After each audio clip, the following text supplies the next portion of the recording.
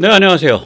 이재명 구속영장이 이제 기각이 되는 거 보고서 여러 가지 생각들이 많이 참 착잡하게 들죠. 그런데 사실 그게 꼭 나쁜 것만은 아닙니다. 아무튼 간에 러시아, 중국, 한국 뭐 이 좌파들의 이런 흐름을 보면 세대가 거듭할수록 말하자면 열성유전 퇴화를 하고 있다. 이런 생각이 듭니다. 오늘 이 같은 주제를 가지고 조성환 교수님과 말씀 나눠보도록 하겠습니다. 안녕하세요. 네, 안녕하세요. 이재명을 DJ 노무현에 비교하면 한마디로 어떻게 얘기가 됩니까, 이게? 사실 이재명은 뭐 운동권 DJ, 노무현 그런 사람들이 많은 정치 자산에 빨대를 박았죠. 금수저입니다. 그러니까 상속자다. 아주 좋은 영향권을 가지고. 그러니까 이 정치 자산을 만든 예. DJ나 노무현은 이제 나름 어려움을 많이 겪은 인동초 같은 그렇죠. 사람들인데 예.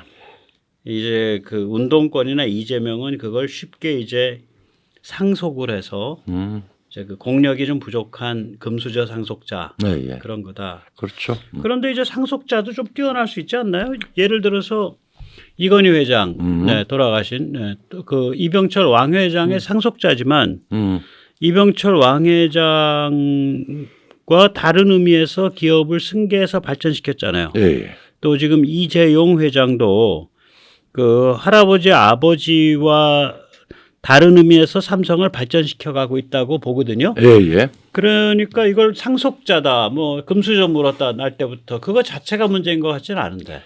그게 아니죠. 그러니까 이 좌파 문제죠.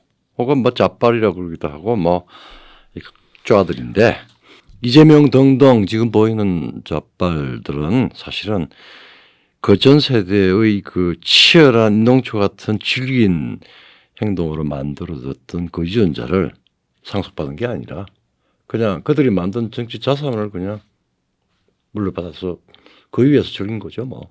대한민국의 이재용 같은 이제 경영자들은 합법적 경영권 방으로 사실은 감옥 살이까지 갔죠.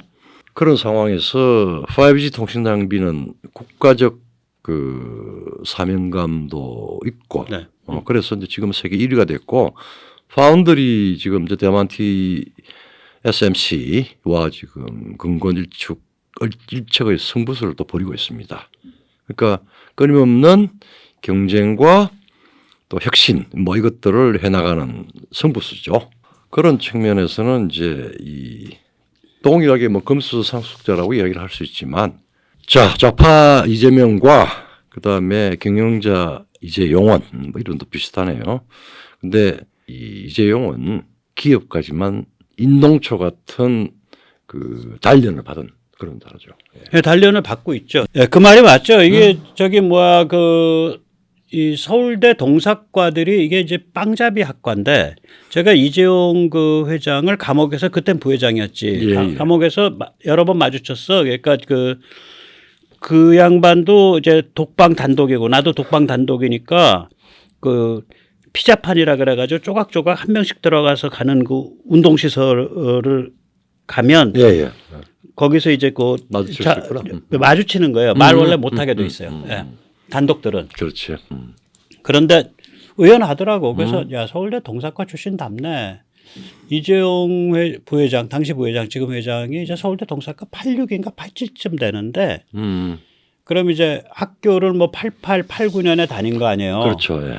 그런데 그 시절이 어떤 시절이냐면 자기 동기들은 다 주사파로 돌았을 때예요. 그래 맞죠. 86, 87 학번던 동기들은. 예. 그런데 그 앞 세대들이 있다고. 예. 그게 이제 항림, PD 아니야. PD. 그 다음에 깃발.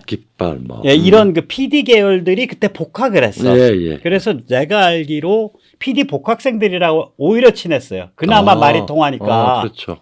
아니 수령님 만세하는 애들이랑 이재용은 차마 말을 못 섞잖아. 그래도 말 꺼내면 마르크스가 어떻고 레닌이 어떻고 이 정도 세계혁명이 어떻고 뭐. 그다음에 이제 PD 중에 저 같은 타입이 몇 명 있어요. 그게 뭐냐면은 이제 혁명 그만해야 된다. 마음 정리하고 학계로 간 사람들이 있어. 맞죠. 그 인문대 몇 명 있어요. 많지는 않아. 많지 않습니다. 걸레는 한 번 걸레면 빨아도 걸레예요. 많지 않아요. 절대로 많다고 생각하지 마세요. 제가 이제 누구라고 후배들은 얘기 안 하는데 그런 후배들하고 이재용 부회장이 친했어. 그러니까 내가 듣기로. 그래서 내가 그때도 그런 얘기 듣고 야, 저 인간 저 사람이 좀 됐네 그랬었어. 옛날에도 한 30년 전에도. 근데 이제 아무튼 간에 이 문재인 정부가 이재용 그때 부회장에 대해서 잘못 계산한 거지. 감옥 좀 살리면은 무릎 꿇고 삼성 경영권 내놓을 거로 생각한 거지. 그렇죠. 예. 그럼 이제 그거 가지고 이제 저기 내가 생각하기는 무슨 계산을 돌린 놈들이 있냐면 그게 문재인이 거기에 해당하는지 아닌지 모르겠지만 그러면 이제 그 벌처 펀드들이 와서 주워 먹고 예, 예. 그게 손때 건너서 이제 중국 자본까지 넘어가는 거예요. 그렇죠. 예. 그래서 삼성이 이제 중국 기업 때는 그런 길을 물꼬를 틀려고 기도했지 않나 문재인이가 예, 저는 예. 그렇게 보는데 뭐 이재용은 본인은 거기서 그냥 아주 의연하더라고. 그래서 저는 많이 걱정 안 했고요. 오히려 그 작년 말 올해 초에 그 삼성이 AMD라고 세계적 칩 회사 그렇죠. 이 노트북 칩 같은 거 잘 만드는 회사예요. 그거를 인수한다 뭐 100조를 써서 인수한다 이런 말이 파다했는데 저는 그걸 만약에 이재용 회장이 인수 결정을 한다면 삼성은 죽는다. 그렇죠. 그런데 내가 아는 이재용이라면 인수 안 할 거다. 저 사람은 그래도 단련돼서 왜냐하면 이 파운드리라는 건 남의 칩 만들어주는 거잖아요. 지금 삼성이 파운드리 하면서 제일 고민이 뭐였었냐면 이 휴대폰 칩을 삼성이 직접 만들잖아. 그렇죠. 예. 그러니까 자기 칩을 직접 만드는 사람이 남의 칩도 만들어준다는 게 원래 비즈니스가 충돌되는 거야. 그렇죠. 예. 그래도 그나마 휴대폰은 충돌돼도 예, 예. 경쟁자가 예를 들어서 경쟁자가 휴대폰 만드는 회사, 화웨이나 뭐 이런 데가 경쟁자죠. 휴대폰 회사가 경쟁자고, 그다음 휴대폰용 칩을 만드는 퀄컴이 경쟁자야. 그렇죠. 예. 그러니까 퀄컴만 빼면 나머지는 퀄컴은 뭐 고객으로 별로 안 온다고 각오를 하면 나머지는 고객으로 받을 수가 있어. 그렇죠. 그런데 AMD라는 회사는요, 세상의 모든 종류의 좋은 칩은 다 만드는 데야. 그러니까 사방에 적을 만들죠. 그렇죠. 그러니까 예를 들어 서울대 전자공학과. 그래서 나 이제 졸업해가지고 이러이러한 칩 만들어야겠어. 이제 대학원생이. 그렇게 상상하고 있으면은 삼성이 AMD를 인수를 하게 되면 삼성의 경쟁자야. 그 서울대 박사과정에. 당연히 그렇죠. 예. 그렇게 되는 거예요, 이게. 그래서 야, 삼성이 파운드리를 하면서 AMD를 인수한다는 이상한 생각을 한다면 그건 이재용 회장이 바보다. 그러면 삼성 망하는데 나는 그렇게 생각했어요. 그 뭐 AMD 인수한다고 막 바람 넣고 아유 언론 떠들길래 아유 이것들. 아유. 자, 우리가 오늘 좀 뭐 이재명 충격 뭐 그거 이야기하기 전에 사실은 쭉 보면은 소련 러시아에서 이 부터 좌파 이 태화의 법칙 같은 게 사실은 진행되고 있는 걸 쭉 보면 일별해 보면은 관찰이 돼요. 그러면 이제 이게 푸틴까지 지금 세계의 문제를 일으키고 있는 푸틴까지 이르면은 이게 어디까지 지금 퇴화를 하고 했는가 그걸 이제 우리 백모 선생님 잘 아시니까 쫙 한번 쫙 읊어주십시오. 제가 잘 아는 거 이제 레닌 스탈린 족보를 잘 알죠. 그렇죠. 많이 공부했었으니까. 네. 레닌은 한마디로 하면 악마적 천재 혹은 천재적 악마예요. 예, 예. 한 6가지 정도의 이 사람이 어떤 큰 획을 그었는데 네. 우선 첫째는 공산당 조직이 어떠해야 된다 그 모델을 만들었어. 그렇죠. 그러니까 직업적 혁명가 집단. 둘째는 당시의 공산혁명 이론은 유럽의 이 산업화된 국가를 위한 혁명 이론이에요. 그렇죠. 그런데 레닌은 그게 이제 유명한 책입니다. 러시아에서의 자본주의 발달.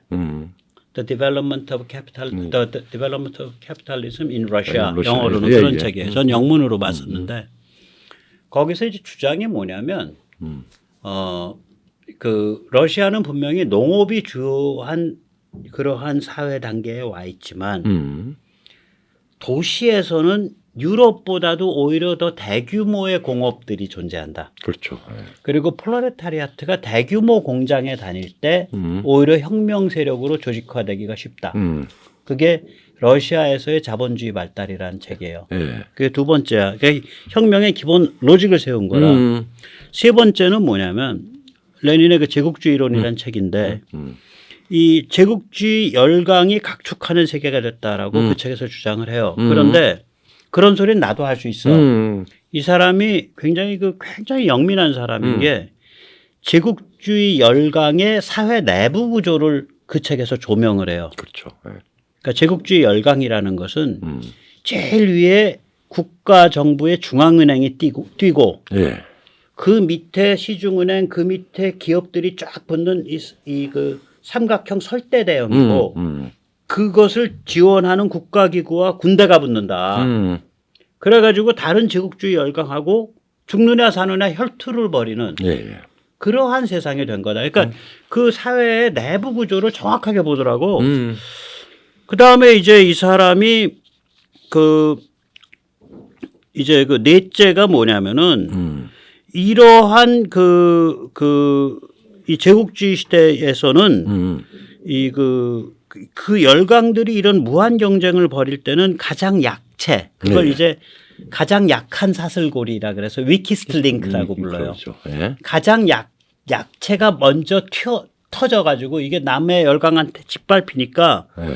이 짓밟힌 모욕감에 부들부들 떠는 상태가 된다. 예. 예. 이게 바로 혁명 열정으로 전환될 수 있다요. 예. 그러니까 그 악마적 통찰이 보통이 아니에요. 그리고 이 사람이 다섯 번째가 되니까 뭐를 했어. 제1차 세계대전이 시작되자마자 예. 예. 독일 제국에서 돈을 받아요. 내놓고. 그래갖고 반역 행위를 해. 지금 전쟁이 시작해서 모든 사람들이 다 애국 열정에 불타는 그 전쟁 초기부터 네. 총불이 거꾸로 돌려서 반란 일으켜서 군인들이요. 반란 일으켜서 황제 체제를 끝장내고 혁명 일으키자. 그래가지고 사실 러시아로 나중에 돌아올 때 독일이 내준 기차 타고 오잖아요. 그렇죠. 예. 그 다음에 이제 마지막 여섯 번째가 뭐냐면 혁명이 2월 아닙니까? 예. 예. 2월 혁명하고 나서 심지어는 공산주의자들 중에 맨셰비키들 이러한 2월 혁명 상태, 그 이제 말하자면 자유주의 정부의 일종의 그 상태로 계속 가야 된다는데 이거를 공산혁명으로 해서 공산사회 만들겠다고 이제 마지막 칼을 뽑죠. 그게 10월 혁명이지. 그렇죠. 예. 하나만 딱 붙여볼게요. 그 레닌은 정말 천재적 악마고 악마적 천재인데 제국주의로는 그 영국의 경제학자 홉슨이 정책으로서 금융 자본주의 단계에 가면은 모든 국가들은 모든 제국은 그러니까 말하자면 확장적 제국주의 정책을 쓴다라고 해서 정책으로서의 제국주의를 이야기를 했어요. 그게 몇 년도쯤이에요, 그게? 그게 19세기 말쯤일 겁니다. 그 사람이 먼저 빠르네. 먼저 빠르죠. 그리고 이제 홉슨이 빠르고 이제 그걸 딱 보니까 맞아. 홉슨의 기본적인 해설은 맞고 그다음에 그건 나는 이것이 새로운 세계를 혁명적으로 바꾸면은 필연으로서 제국주의를 까불 수 있다라고 하는 빈틈을 파고들 수 있다라고 하는 거예요. 그거보다도 이거지. 홉슨은 하나의 그 선진국이 제국적 정책을 쓰게 된다고. 그렇죠. 레닌은 뭐냐면 그런 제국적 정책 쓸 때 그 꼴이 무슨 꼴이냐 이거야. 그렇지.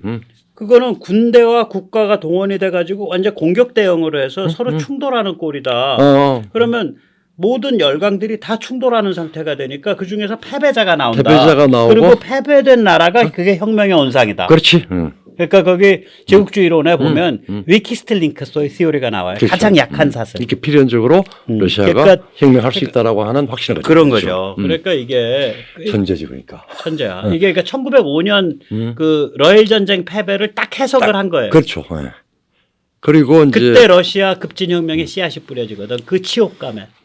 그리고 레닌 이후에 모든 혁명가들 특히 서구가 아닌 비서구주의 혁명가들 그런 치욕감을 이용하죠. 그 이용하고 그다음에 가장 혁명의 전략 전술을 그 19세기 최고의 전략가 지금까지도 최고의 전략가라고 하는 클라우즈비츠에서 굉장한 영감을 가지고 짭니다. 그런 의미에서 그 소련 공산혁명의 아버지는 일본 제국주의예요. 몇 번 말씀하셨죠. 예, 그리고 예, 중국 급진 농민혁명의 아버지도 일본 제국주의야. 맞아, 맞습니다.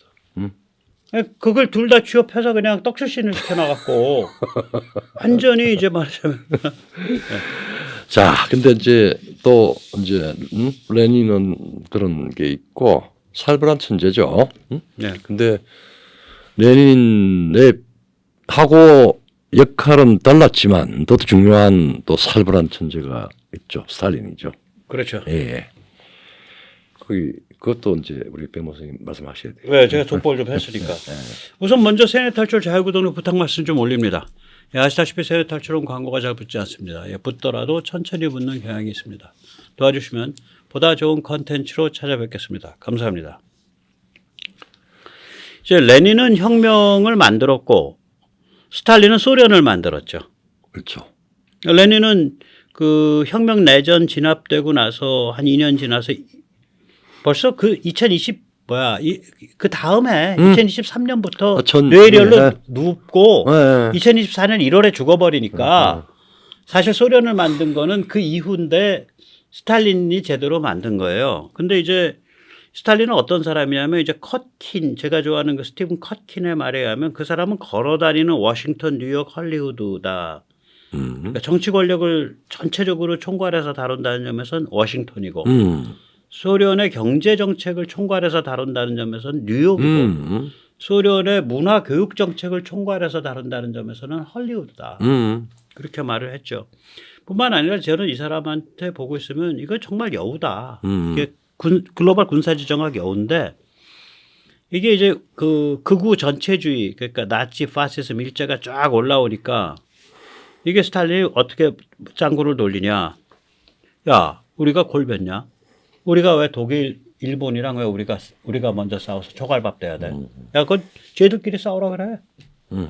그래가지고 독일과 결국 1939년에 밀약을 맺고 폴란드 회쳐서 갈라먹잖아. 그렇죠. 그래서 히틀러 동생 고맙네. 내가 선물 줄게. 선물 쫙 주니까 선물이 뭐냐. 독일 공산주의자 명단이야. 그때는 코민테른 할 때라 독일 공산주의자들은 조국 소련을 향해서 충성할 때인데 막 주면서 동상 보소. 아니 동상같이 훌륭한 지도자가 그 이끄는 나라에서 이거 공산당 한다는 놈들이 이놈들이 정상이야. 이거 내가 줄 테니까 이 골빈 놈들 다 없애. 그리고 동생도 짐작하겠지만 거기 그래도 좀 괜찮은 그 빨갱이들은 또 내가 따로 명단 빼놨으니까 거긴 건드리지 말고 알겠지 동상?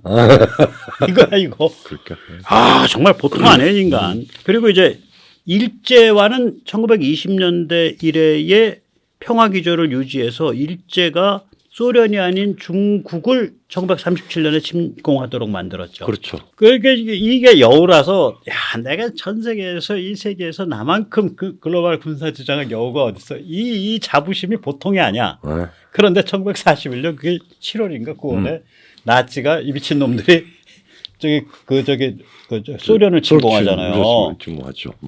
아니 그 침공 안 하고 소련에서 그냥 그 식량 받아 먹고 석유 받아 먹었으면 돼. 바쿠까지만 갔으면 아니 바쿠를 먹겠다고 간 거야. 바쿠를 먹겠다고 간 거야. 우크라이나에 식량 먹고 바쿠에 석유 먹겠다고 간 거야. 그게 그 전쟁이. 아무튼 우크라 상대로 전쟁 벌여가지고 재미 못 봐. 그러니까 계속해서 이 독한 우크라 사람들이 싸움을 붙고 결판이 안 나니까 에이씨 모스크바 먹으면 좀 조용해질 것 같으니까 또 모스크바로 또 전선을 확대한 거 아니에요. 또 그 전에 역시 러시아의 심장은 베테르부르크 아니겠어. 그래서 그 전에 베테르부르크를 이미 또 했었고 그러니까 전선이 세 군데예요. 세 군데죠. 미친 놈들이지. 그렇죠. 그러니까 히틀러가 그때 돌았다고. 근데 이제 자 스탈린 입장에서 보세요. 나 우리 스선상 굉장히 좋아하거든. 자기는 여우라고 생각했어. 지구에 인류 다 세워봐. 나만큼 글로벌 군사지정 아는 새끼 있어. 딱 이건데 자기 이 미친놈이 나한테 칼 들이고 대고 덤빈 거 아니야. 그렇죠. 얼마나 냉장고에 지었는데 얼마나 믿었냐면 밑에서 보고가 왔어요. 지금 저기 동유럽 전선 이상하다. 그렇지. 막 그냥 독일 그 기갑 장비 모이고 좀 이상하다. 얘들 좀 이상하다. 그러니까 야 괜찮아. 걔들 우리랑 전쟁 안 해. 걔들 훈련 중이야.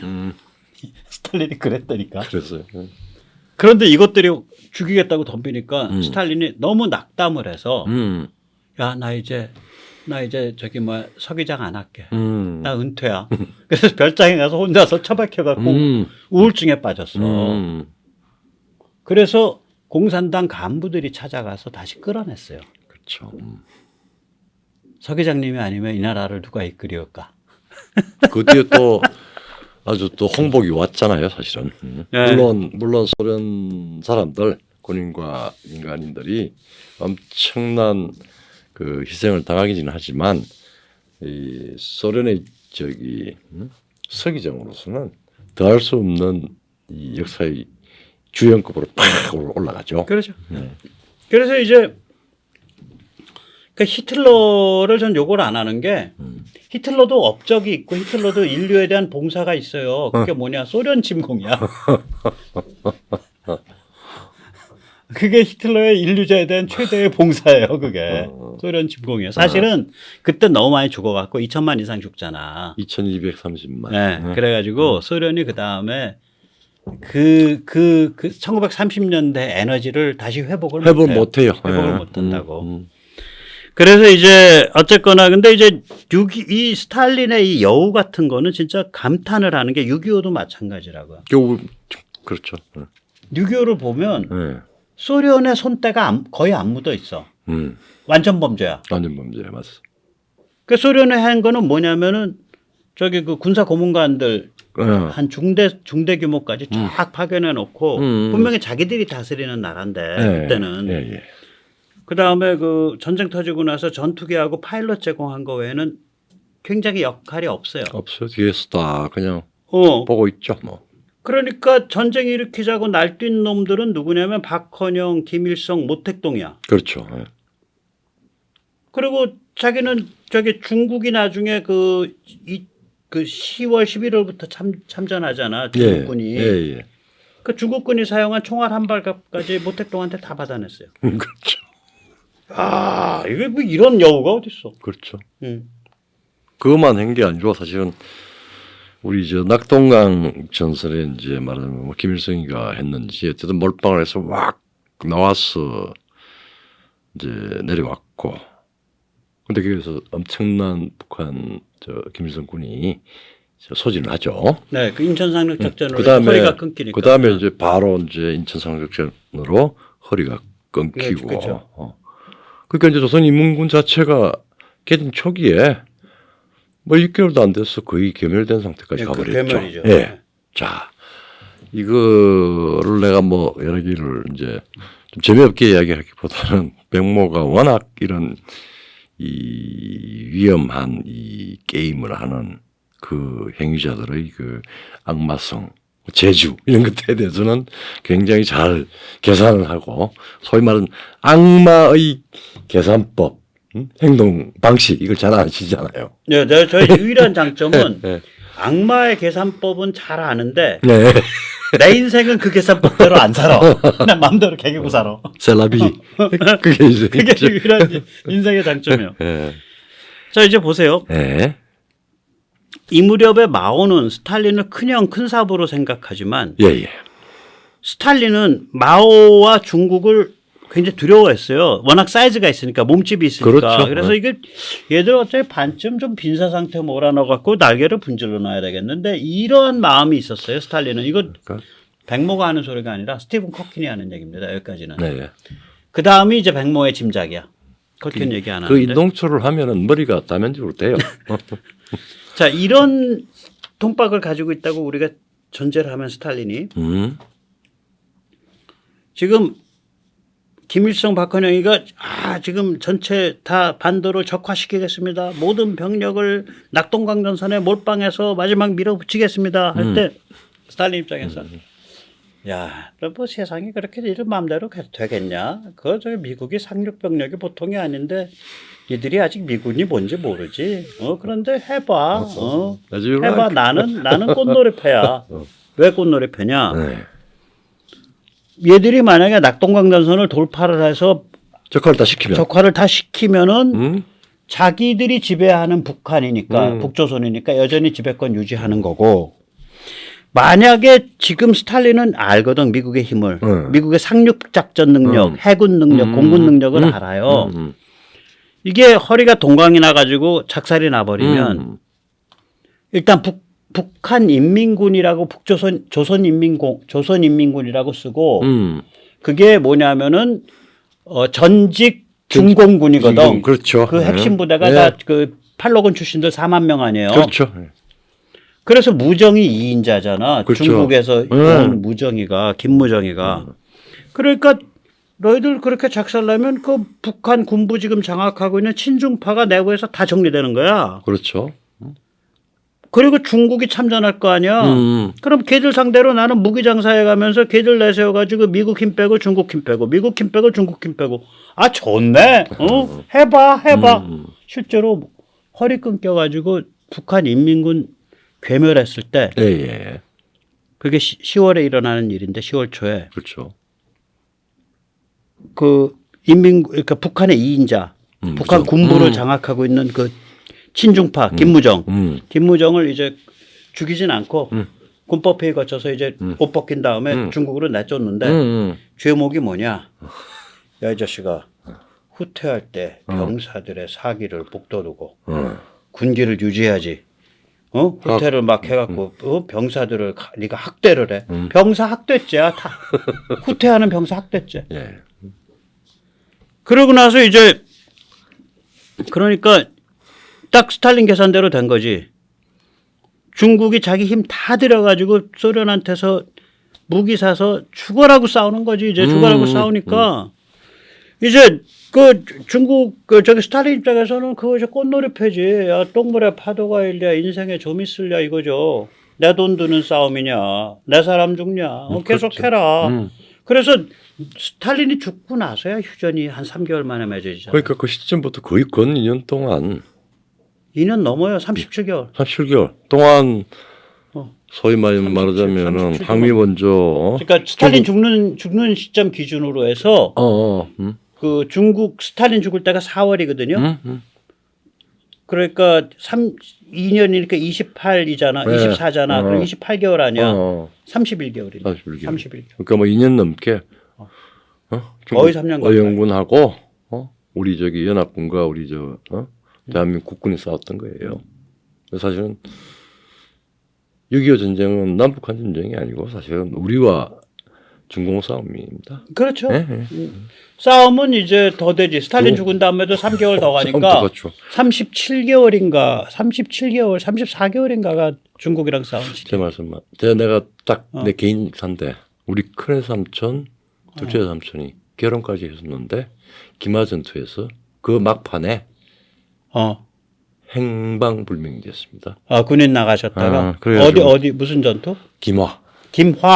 막 제일 그 중국하고 왔다 갔다 낮에는 57년에 53년에 7월에. 그래서 그래서 아이고야. 뒷담았죠 뭐. 그래서 외할아버지 화병을 일찍 돌아가셨어요. 그렇지. 생목숨 같은 아이를 내가 처음으로 공개적으로 이야기 안 해. 그래서 6.25 경험이 이게 중국을 이제 대약진으로 몰아넣는 데에 아마 역할을 좀 했을 거예요. 왜냐하면 중국 입장에서는 저거 저 흉악한 로스케 저거 믿고서 갔다간 골로 간다. 이게 아마 뼈에 새겨졌을 거야. 그때.